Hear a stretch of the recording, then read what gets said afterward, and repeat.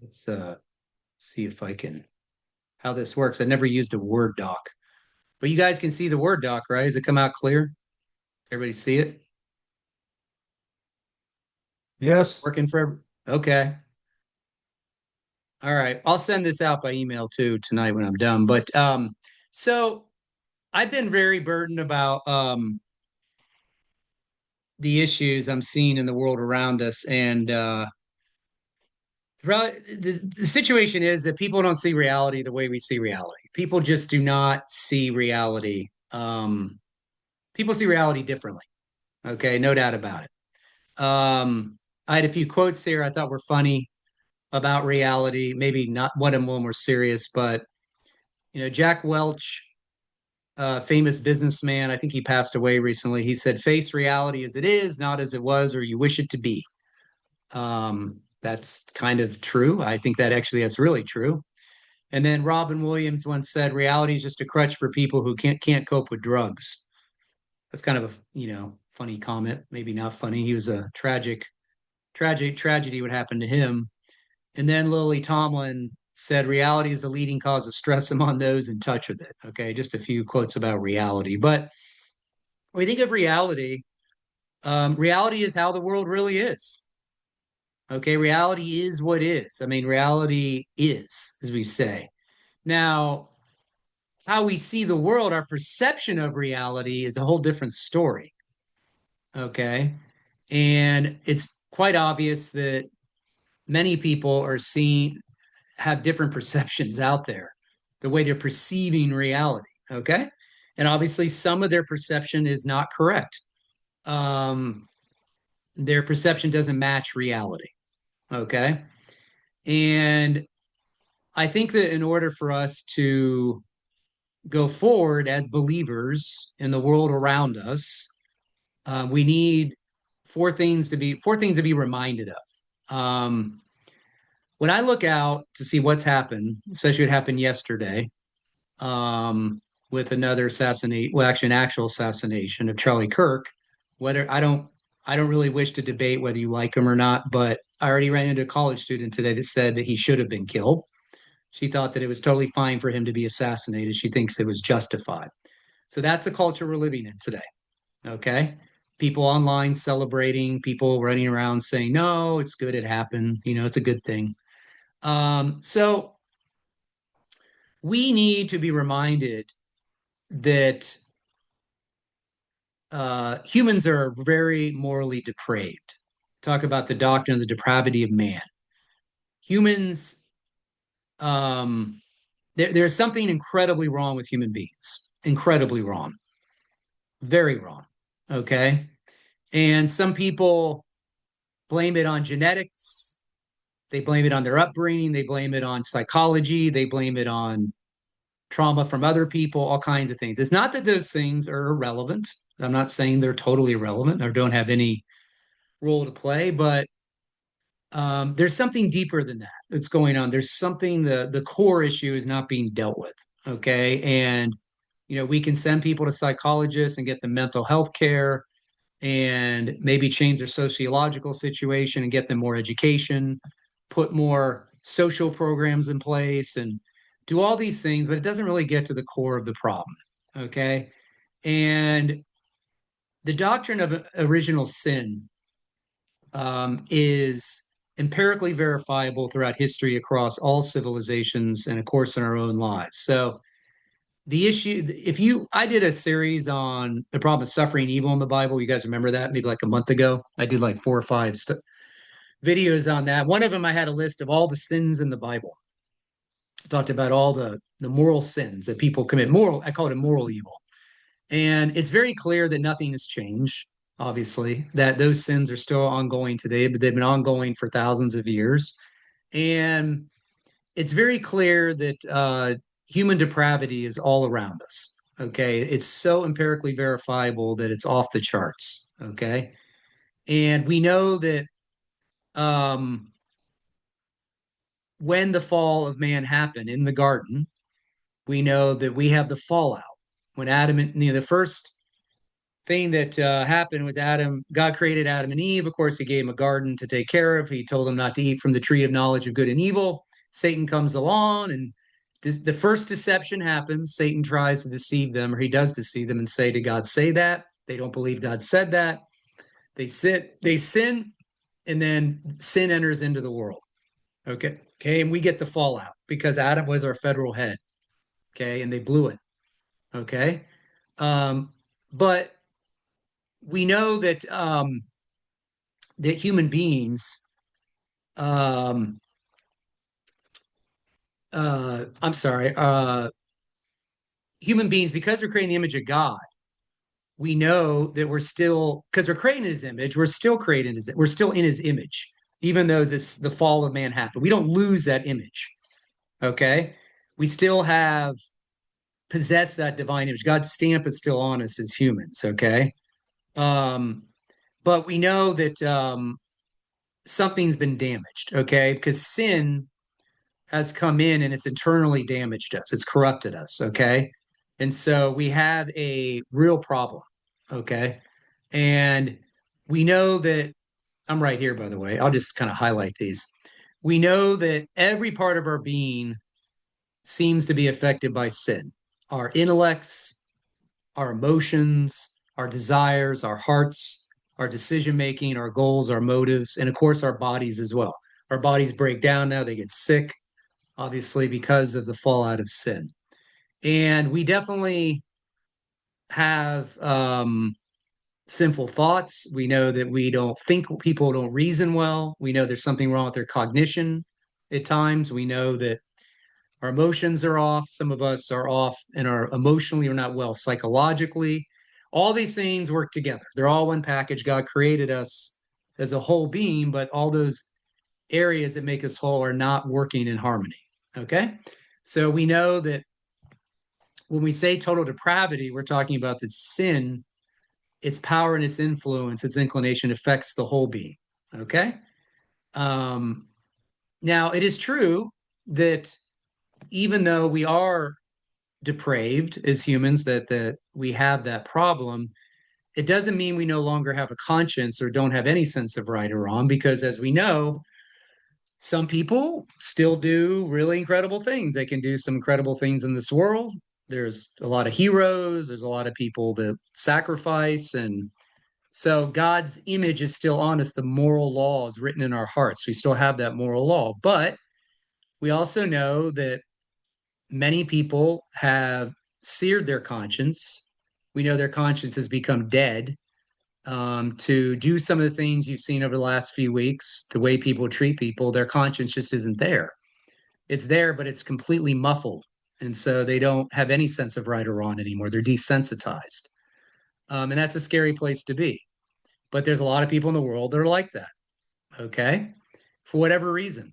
But, and we know that people can still do the 10 Commandments, like they can certainly try to keep some of the laws of God, like, hey, don't murder, don't steal, don't lie, don't cheat. But of course, they break those too. But one thing that's for sure we know about the doctrine of the depravity of man is that man cannot save himself. He's absolutely helpless. Okay. So you can go to psychologists, you can go to a seminar, you can get help, you can do things to help your body and do everything you can to try to do behavior management and try to clean yourself up, but that's not going to save you. Okay. Not when it comes to what God expects of you. That's why we need the Messiah. Okay.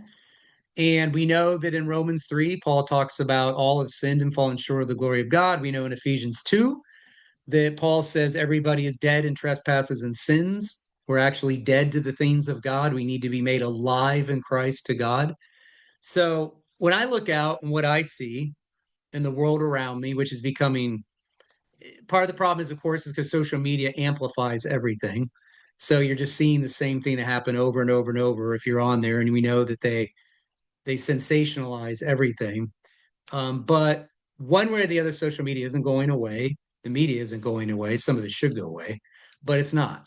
Okay. And one thing I know that it gives me great comfort and sadness as well is that I really believe that we're seeing the depravity of man on display everywhere. Okay, there's real moral depravity. Okay, and so that gives me comfort in explaining why humans are doing what they're doing and kind of things they are doing. Okay, you need to revisit that if you're out there saying, I just don't understand how someone could do that to somebody. Well, moral depravity answers that question. Okay. Now, another thing that we need to remember is that the spiritual battle we're in every day, all around us. We can't see it, right? Paul says we wrestle against flesh and blood, not against, we wrestle against principalities, things of darkness. These things are invisible. We don't see the battle around us because it is invisible, but there is a war that's being waged every day. Okay. Um, and we know that Paul says in 2 Corinthians 10:3-4, he says, though we walk in the flesh, we do not war according to the flesh, for the weapons of our warfare, not the flesh, but divinely powerful for the destruction of fortresses and strongholds. Okay, so that's a spiritual warfare text. Um, and Paul is saying that, of course, our battle is not really totally according to the way the world fights, right? We're not talking about earthly strategies. Our weapons are spiritual in nature, okay? And we know that ultimately our power comes from God, of course. Now, he talks about spiritual strongholds here. He talks about when he says here in 2 Corinthians 10:5, he says, we demolish arguments and every pretension that sets itself up against the knowledge of God. We take every thought captive to make it obedient to Christ. So arguments are things, they're strongholds. These are belief systems, they're philosophies, they're reasonings, the way people think, the things that block them from the knowledge of God and from the knowledge of Jesus. And they just believe false things. Okay.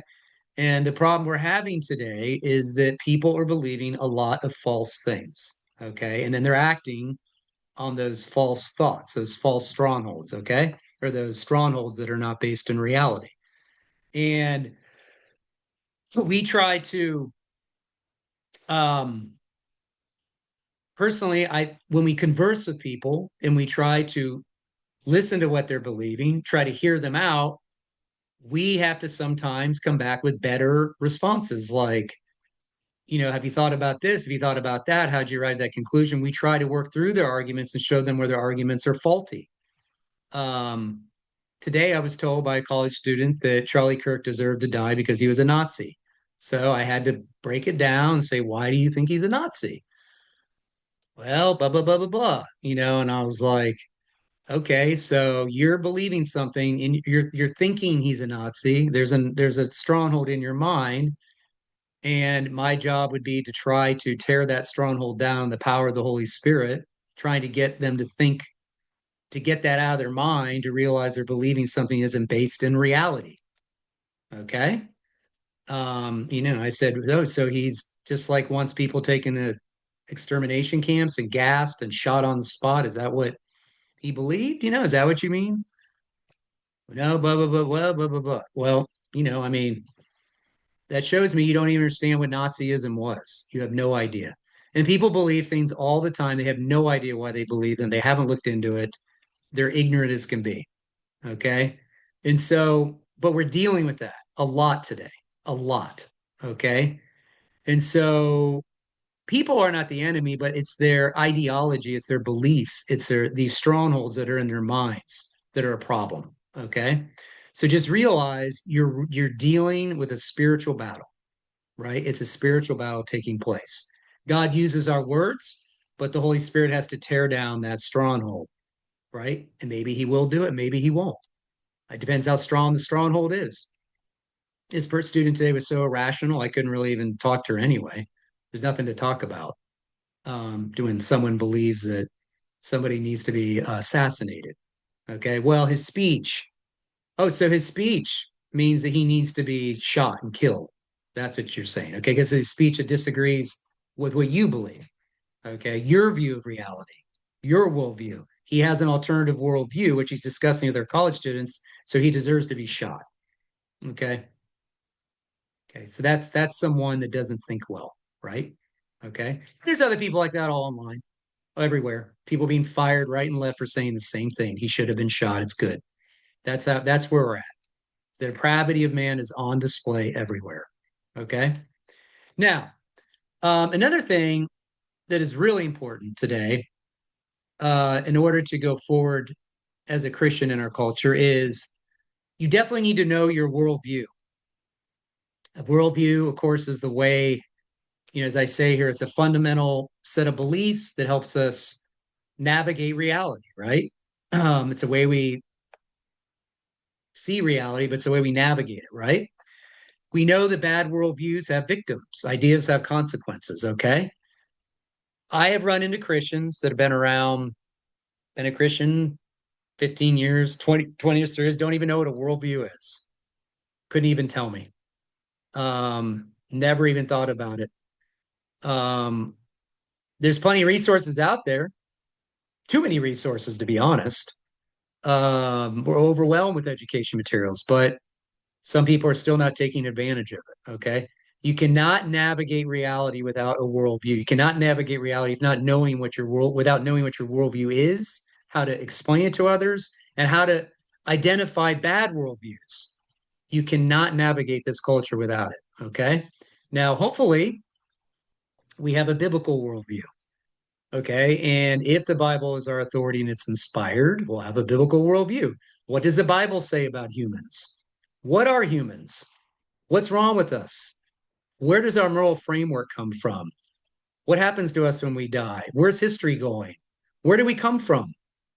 Those are things that the Bible addresses as fundamental beliefs, right? Like I have down here these general worldview questions. Where do we come from? What's my identity? Who am I? Why am I here? What's my purpose in life? How should I live? What happens when I die? What's wrong with humanity? Hopefully, your worldview answers those questions. Okay, but now if you don't have um, a biblical worldview and God's not in the mix, then yeah, of course, you're going to just believe that you came here by accident and your identities and whatever you wanted to put it in, anything at the moment. It might change every 5 minutes because identities shift. Your meaning might be in projects that you have, in this world, and you can find meaning in those things, but they're not going to have any ultimate consequence. And there's no ultimate meaning if everything's just based on how you define meaning. You're going to have your own morality. And of course, there's nothing that happens when you die anyway. There's no ultimate consequences anyway. Because and also everything you did in this life is going to be pretty much forgotten anyway, probably another 15 years after you're dead. Um, and then, what's wrong with humanity? If you don't have a biblical worldview, you're going to find something else to fix humanity. Maybe we just need government to fix everything. Government can change the human heart. We need to have more social programs, pass more legislation, do this, do that, make government so big it can just build a utopia on earth, as some people believe. Okay, the government is our God. Okay, and we know that doesn't work. So, but if you don't have God in the mix, they got to find something. Okay. Now, um, one thing that is really positive about what's happening in the world, despite the fact that the depravity of man is on display nonstop, and that there's a spiritual battle going on nonstop, and that people have false worldviews and they're impacting other people all the time because worldviews lead to actions, right? Thoughts, what you think first leads to an action. Thought comes into my mind, I need to assassinate somebody. Then I take out the action, right? Where did that thought come from? Need to assassinate somebody. Okay. And then, but in the midst of this, there's a lot of revival happening in our culture. Okay. A lot of really cool things that God is doing. Okay. Because it's happening as people are realizing that this world is really screwed up. Okay. Really screwed up. People don't get along. We have splits all over the place, a lot of disagreement, people killing each other, people hating each other. Um, people are realizing this world has real problems, and they're looking for something that's stable and real, and they're looking for something to cling to that isn't shifting all the time. Who can they trust, and what can they trust? Okay. And so it's created a huge spiritual vacuum in our nation. I think I told you maybe a few weeks ago, my friend in his evangelism team somewhere else in Ohio, he goes into just restaurants and just walks right up to the manager and says, "Can I pray for you?" And then he'll share the gospel with them. He went into an Arby's recently and did that. The manager accepted Christ right on the spot. And then he said to the manager, "Is anyone else in here you think that needs prayer?" And the manager said, "Yeah, that girl over there is really struggling with something in her life." They went over and shared the gospel with that girl, and she came to know the Lord. People are really, really open. And probably 90% of the time, they're not going to reject you for sharing the gospel. Probably about 85, 90% of the time, they're going to listen to you. And especially if you say to them, "Can I pray for you?" Most of the time, they're going to say yes. Okay. Very rarely going to say, "No, get away from me." Um, People are very open, and most people have never heard a clear presentation of the gospel. People ask me all the time, what is the most common objection you hear on a college campus? You hear so many. What is the most common thing, most common issue, common problem? The biggest problem that we have is that many people who seem to be raised with some sort of church background don't even know what the gospel is. They couldn't articulate it to you. Um, they have little bits and pieces, but they have no assurance of their salvation of any kind. They don't rest in the finished work of Jesus. They don't know what that means. They just don't know. Now, this goes for people that don't know the Lord, of course. Maybe they've never heard a clear presentation, but there's just a lot of people, you'd be surprised, that don't know what the gospel is, the good news is. They've never heard it. Okay. Or they just don't know. Like I said, one of the most common questions we've always asked is heaven real? Is heaven real? And then they'll say, yeah. And I'll say, what confidence level do you think that you're having going to heaven? Well, I'm working on it. I don't know. What kind of assurance do you have? Well, I'm about 70% sure. Then once you get into it with them and talk to them and nail it down, they really don't even know what the gospel is. They don't know. They never even heard it. So it's interesting, but that's probably one of the biggest issues that I see over and over and over. But God has decided to use what's happening in our world and our country to draw people to Him. It's creating a huge spiritual vacuum. So we need to hopefully be ready and be willing to share, willing to ask people, "Can I pray for you?" Be ready to share the gospel. Hopefully, you know what the gospel is too. You can explain it to somebody. If you can't, then we can do a meeting on that. But um, I don't know about you guys, but I generally am I mean, when I'm looking and seeing things, I'm really, really resting in the fact I understand the depravity of man. I really get it because it's off the charts. I see it. I understand we're in a spiritual battle, and I understand that my worldview matters because ultimately, the reason we have so many disagreements with people is because they have different worldviews. They do not see reality the same way. They don't have the same framework. Okay. Now, I said before, um, Christians don't agree politically on some things. I hope your worldview is what you hold to first, not your politics first, and then you just your worldview is over here somewhere, and it's maybe a little bit mixed in. I hope your worldview is integrated into your politics. It should be, as I've talked about before. Your worldview should play a role in what you think politically. If it doesn't, then you've made a complete separation between the two, and that's just really, really sad because then you haven't understood what a worldview is then.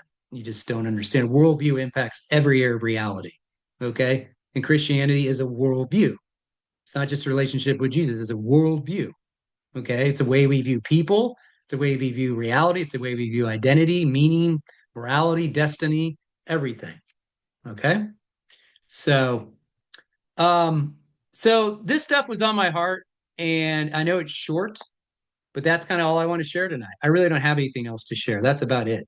But those are some things that have been on my mind the last week, especially what happened the last couple of days. So I'm going to stop there. And if you guys want to talk about any of this stuff, we can have a decent conversation, but I'm cutting it a little shorter tonight. If you don't mind, sorry, I don't have to be anywhere. I'm just saying, if you don't mind, it's a little shorter.